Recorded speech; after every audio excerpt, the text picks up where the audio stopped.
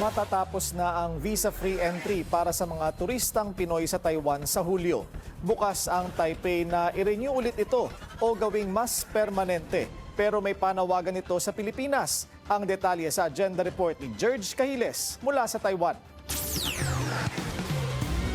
Main character energy ang ibinibigay ngayon ng Taiwan para sa maraming Pinoy travelers. Mula sa night markets hanggang aesthetic streets at food trips. Parami ng parami ang mga Pilipinong bumibisita dito.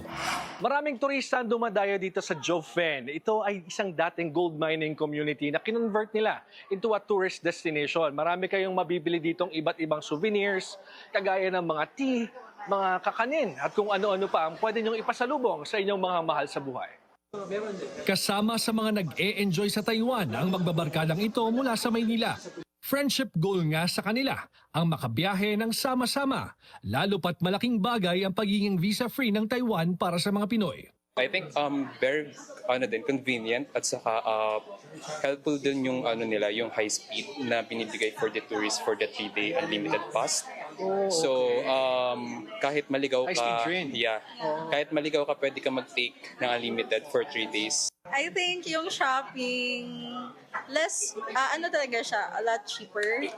Yeah, tapos, syempre, in-expect pa namin yung tax refund aside from the discounts. Halos 10 beses ang itinaas ng bilang ng mga Pilipinong bumibisita sa Taiwan mula ng pandemic years.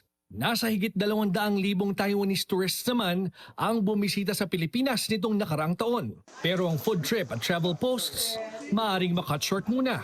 Patapos na kasi ang reciprocal visa-free entry arrangement sa pagitan ng Taiwan at Pilipinas.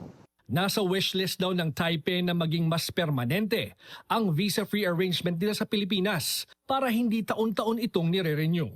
Since 2017 pa nagbibigay ng visa-free entry ang Taiwan sa mga Pilipino. Sa gitna rin ng political tensions dahil sa umano'y agresyon ng China sa mga kapitbahay nito, request ng Taiwan sa Pilipinas na bigyan sila ng mas magandang visa deal kumpara sa Beijing. Enero kasi ngayong taon nang bigyan din ng 14-day visa-free entry ang mga Chinese tourists sa Pilipinas.